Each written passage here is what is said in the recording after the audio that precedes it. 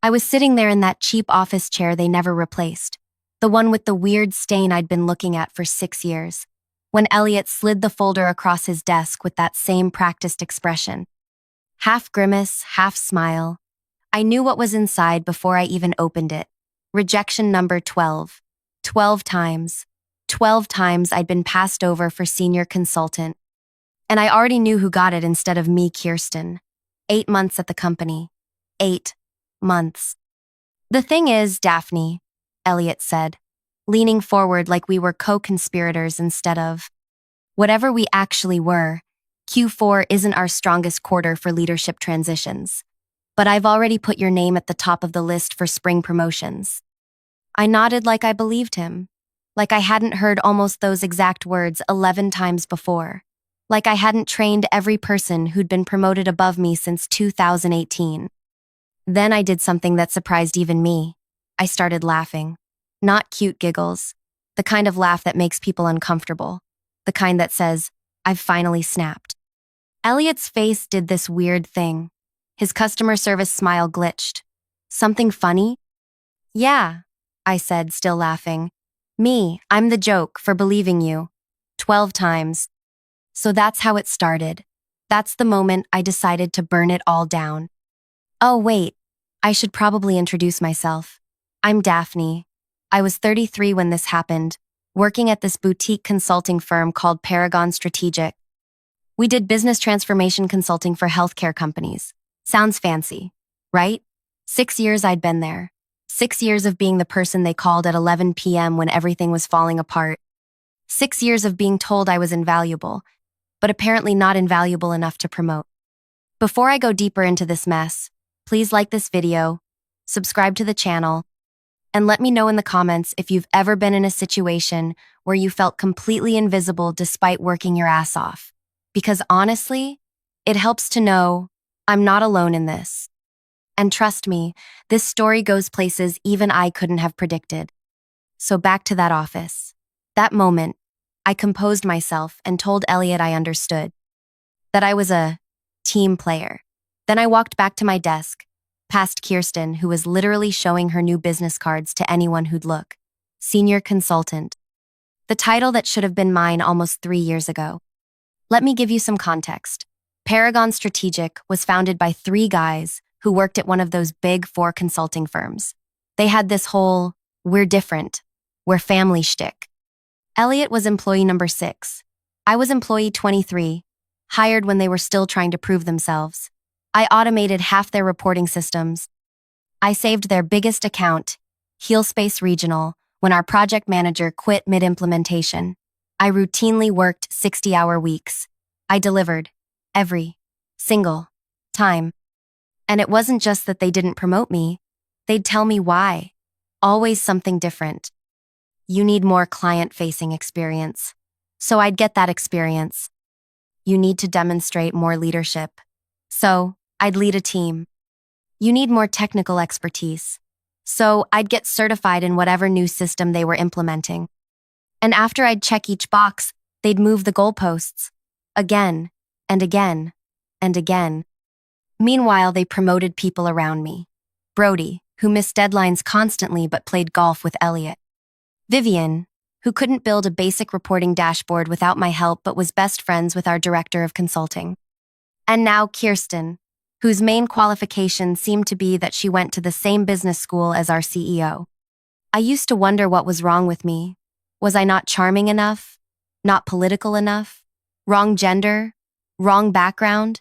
I spent so much time trying to crack the code. But sitting there that day, watching Kirsten parade around with her new title, something just clicked. There was no code to crack. The system was just rigged. Not just against me, but against anyone who actually believed merit mattered. That night, I went home and cried.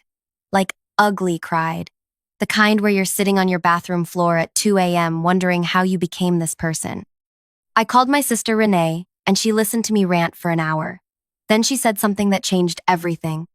So quit. I can't just quit, I said. I've invested 6 years. That's just sunk cost fallacy talking, she said. Renee's an economist. She's always diagnosing my life problems with economic theories. It's not that simple, I argued. The job market is tight and I need— No, Daph, she interrupted. I didn't say find another job. I said quit. As in, stop giving them your best. Stop caring. Stop trying to earn the approval of people who clearly have no intention of giving it to you. I sat with that for a minute.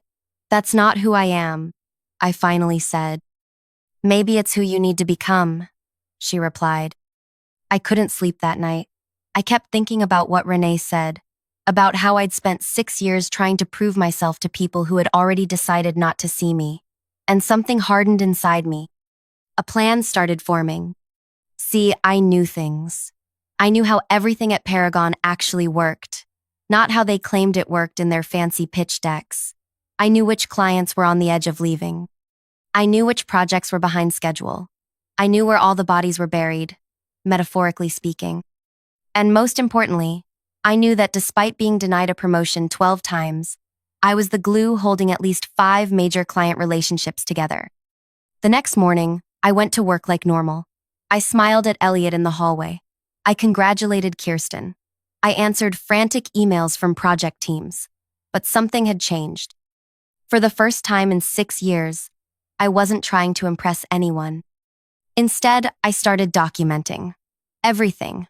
Every process I'd created. Every workaround I'd invented. Every client relationship I'd salvaged. I organized it all into a private digital notebook. Not company property. My property. Then I created what I called my indispensability map.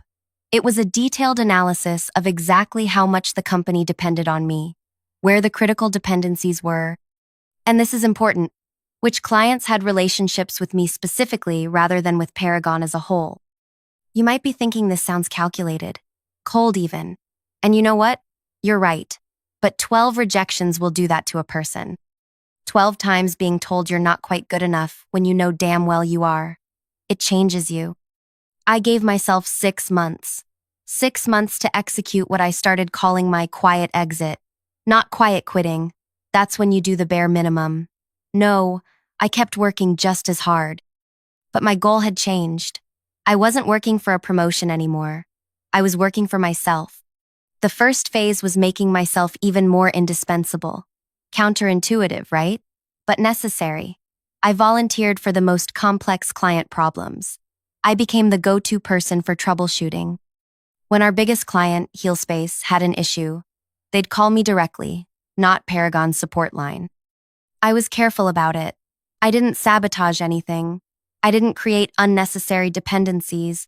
I just positioned myself as the solution to problems that already existed, and I documented it all. The second phase was building my escape hatch. I started having coffee with former colleagues who'd left for other firms. I updated my portfolio. Not my resume, my portfolio. Because I wasn't looking for another job, I was laying groundwork for something else entirely. Phase 3 was the trickiest. I had to start detaching emotionally while still appearing invested. I stopped taking it personally when Elliot would take credit for my ideas in meetings. I stopped feeling hurt when I wasn't invited to leadership lunches. I started seeing Paragon not as the company I'd given 6 years of my life to, but as a stepping stone to what came next. Around month 4 of my plan, something unexpected happened. They promoted someone else again. Lucky number 13. This time it was Theo. A guy who'd been there 2 years and whose main qualification was being aggressively mediocre but very, very confident about it. Normally this would have devastated me, but I just smiled and congratulated him. Elliot looked confused by my reaction. He'd expected tears, or at least for me to come to his office later to ask what I needed to do better. But I didn't. I just kept working on my plan. By month 5, I'd saved enough money to live on for 6 months without income. I'd incorporated my own consulting business, just on paper at this point. I'd secured a small business loan, and I'd started having very careful, very private conversations with 2 of Paragon's clients who I knew were dissatisfied. I wasn't poaching, not technically. I was just being helpful, answering questions, providing insights, building relationships outside the Paragon umbrella. Then came the day. 6 months to the day after rejection number 12. I walked into Elliot's office without an appointment. "I quit," I said, placing my resignation letter on his desk. His face went through about 5 different expressions in 3 seconds. Shock, disbelief, anger, fear, and finally, the one I was waiting for, panic. "You can't quit," he said. "We're in the middle of the Heal Space implementation. You're leading the Meridian Health Project. We need you." I just smiled. 2 weeks notice. It's all in the letter. "Is this about the promotion? Because we can talk about that. Q3 is coming up, and I've been advocating for you." I cut him off. "No, Elliot. This isn't a negotiation. I'm leaving." And now we're at the part where it gets really interesting. The part where my 6 months of careful planning starts to pay off. The part where they finally realize exactly what they're about to lose. But before I get into that, I need to take a quick breath because even now, 2 years later, telling this story makes my heart race. Makes me remember how terrified I was, how close I came to backing down. How many times I almost convinced myself to stay in that comfortable misery rather than risk everything on myself. So, do you want to hear what happened next? How they reacted when they realized what I'd done? How my revenge wasn't just sweet, it was sustainable. Because trust me, watching them beg was just the beginning. The 2 weeks after I quit were absolute chaos. I've never seen a workplace implode so spectacularly, and I had front row seats to the whole thing. First, Elliot tried to convince the partners that they could easily replace me. Called an emergency leadership meeting, which, ironically, I wasn't invited to, where he apparently said, "Daphne's contributions have been valuable, but we have strong systems in place." That's when they started discovering just how wrong he was. See, I hadn't realized how much of Paragon's infrastructure I'd quietly built over the years. All those late nights fixing things nobody else wanted to deal with. All those workarounds I'd created because the official processes were garbage. It was like I'd been holding the company together with duct tape and determination for 6 years. By day 3 of my notice period, the panic had set in. Suddenly, Elliot wanted me to document everything I did. He scheduled daily knowledge transfer meetings. He even asked if I could create training materials for my replacement, who, by the way, didn't exist yet. "Sure," I said, smiling sweetly. "My hourly consultation rate is $275. His face when I said that? Priceless. Like I'd suggested he give me his firstborn child. You work here," he sputtered. "For 11 more days," I corrected him. He complained to the partners, of course. But they were already in panic mode because HealSpace, our biggest client, had gotten wind that I was leaving. Their CIO, Lorraine, had called Paragon's CEO directly. I only know this because the CEO's assistant, Ren, told me over lunch. She said, and I quote, "If Daphne's not on our account, we need to revisit our contract," Ren whispered across the table. I've never seen Vernon sweat like that. By the end of the first week, they made their first offer. Elliot called me into his office where he sat with Vernon, the CEO. "We've been discussing your value to the company," Vernon said. Like this was a revelation and not something I'd been trying to tell them for 6 years. "We'd like to offer you the senior consultant position, effective immediately, with a 15% raise." I almost laughed. The promotion I'd been begging for, suddenly available now that I was walking out the door. "I appreciate the offer," I said, "but I've already made other arrangements." They looked shocked, like the idea that I might have options beyond Paragon had never occurred to them. "What would it take?" Vernon asked. "We can go to 20% on the raise." "It's not about money," I said, which was both true and not true. Of course, it was partly about money. I'd been underpaid for years, but it was more about respect, about recognition, about not spending another day in a place that had shown me 12 separate times that they didn't value me. By the beginning of the second week, things got desperate. Systems were breaking that only I knew how to fix. Clients were calling, asking specifically for me. The Meridian Health Project was behind schedule, and nobody could figure out the custom reporting dashboard I'd built. That's when they made their second offer. Senior manager skipping a level entirely, with a 30% raise and a seat on the leadership team. I declined again. "You're being unreasonable," Elliot said, his fake smile completely gone now. We're trying to make this right. 6 years, Elliot, I replied. You had 6 years to make it right. By day 10, Vernon himself came to my desk. He looked like he hadn't slept in days. Name your price, he said quietly. Whatever you want. Director level. Choose your projects. Work from home. Just stay. For a split second, I wavered. Director level would have been beyond anything I'd ever dreamed of at Paragon. The money would be life-changing. The power to choose my own projects was tempting. But then, I remembered. 12 rejections. 12 times being told I wasn't quite good enough. 12 times watching someone less qualified walk away with the promotion I deserved. I'm sorry, I said, but my mind is made up. On my last day, I did something that surprised even me. I was professional. I handed over everything they'd asked for. All the documentation, all the contact information, all the project status updates. I didn't burn bridges. I didn't sabotage anything. I just left. As I was walking out, carrying my sad little box of desk plants and coffee mugs, Elliot stopped me in the lobby. You're making a mistake, he said. You won't last 6 months on your own. I just smiled. Watch me. Here's where the story shifts. Because my revenge wasn't quitting dramatically or making them panic, though, that was satisfying. My revenge was what came next. Remember those 2 dissatisfied clients I mentioned? The ones I'd been having careful conversations with? The day after I left Paragon, I had official meetings with both of them. Not as a Paragon employee, but as the founder and CEO of my own consulting firm, Clarity Partners. 1 week later, HealSpace canceled their contract with Paragon and signed with me. Not just the implementation I'd been working on, their entire portfolio of projects. When Vernon found out, he called me apoplectic. This is a breach of your non-compete, he shouted. Actually, it's not, I said calmly. I never signed a non-compete. Check your records.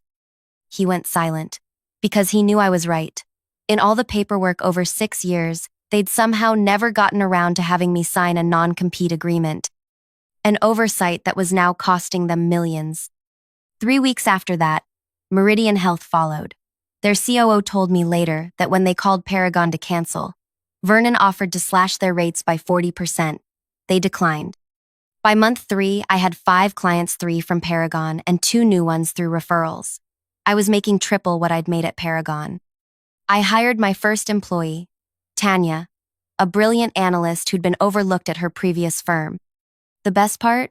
I didn't have to work 60-hour weeks anymore. I set boundaries. I charged what I was worth.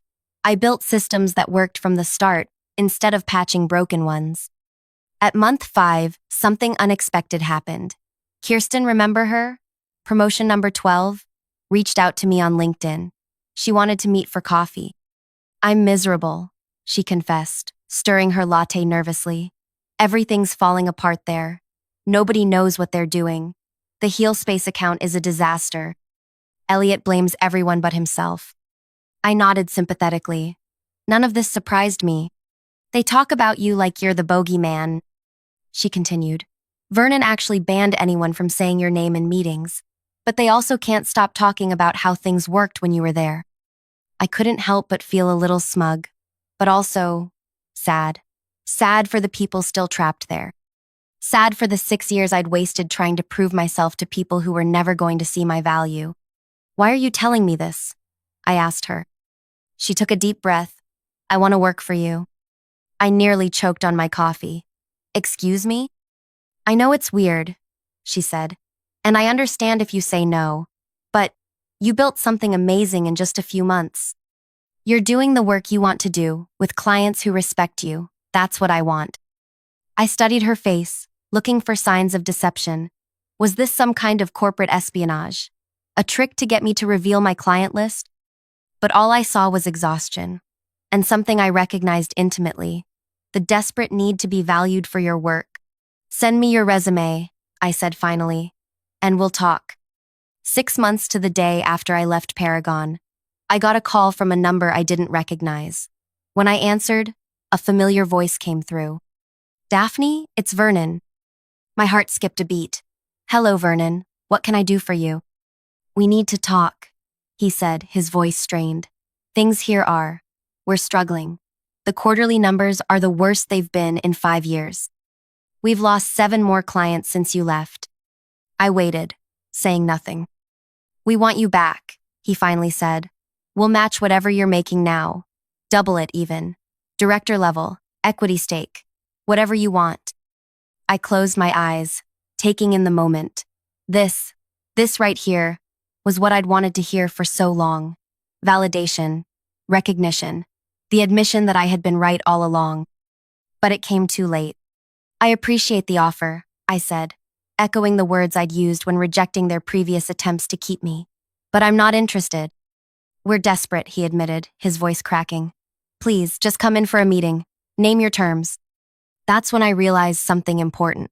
My revenge fantasy had always ended with them begging me to come back and me triumphantly accepting on my terms. But now that it was actually happening, I discovered I didn't want to go back. Not for any amount of money, not for any title. Because I'd built something better, something that was mine. I'm sorry, Vernon, I said, and I was surprised to find I actually meant it. But I've moved on, and you should too. After I hung up, I sat at my desk, my real desk, in my real office, with my company name on the door, and I cried. Not sad tears, not angry ones. Relief, release. The final letting go of 6 years of feeling not quite good enough. Today, Clarity Partners has 17 employees. We've doubled our revenue each year for the past 2 years. We're selective about our clients, our projects, and most importantly, how we treat our people. Kirsten is now my director of client services. Turns out, when she's not trapped in a toxic workplace, she's actually brilliant. Tanya runs our analytics division. We even hired Ren, Vernon's former assistant, as our operations manager. Paragon? They're still in business, but they've downsized dramatically. Elliot was let go last year. Vernon reached out again 6 months ago, this time proposing a merger. I declined politely. The revenge wasn't in watching them struggle. It wasn't even in building something successful of my own. The real revenge was discovering that I never needed their validation in the first place. That I could value myself even when they didn't. The 12 rejections? They were actually 12 redirections, pushing me toward where I was supposed to be all along. So if you're sitting there right now, feeling overlooked or undervalued or stuck in a place that doesn't recognize what you bring to the table, please hear me. You don't have to set yourself on fire to keep other people warm. You don't have to keep auditioning for people who have already decided not to cast you. Sometimes the best revenge isn't about getting even. It's about getting free. And look, I know this story might seem too perfect, too neat, but I promise you it's real. I have the battle scars and the tax returns to prove it. If you connected with any part of this story, please hit that like button and subscribe to the channel. Drop a comment below if you've ever had to walk away from something to find your true worth. I read every comment, and your stories help me feel less alone in mine. Thanks for listening to me ramble for so long. Sometimes I still can't believe how different my life is now compared to where I was 2 years ago. Just remember, your value doesn't decrease based on someone's inability to see your worth. And sometimes, the most powerful thing you can do is walk away. See you in the next video.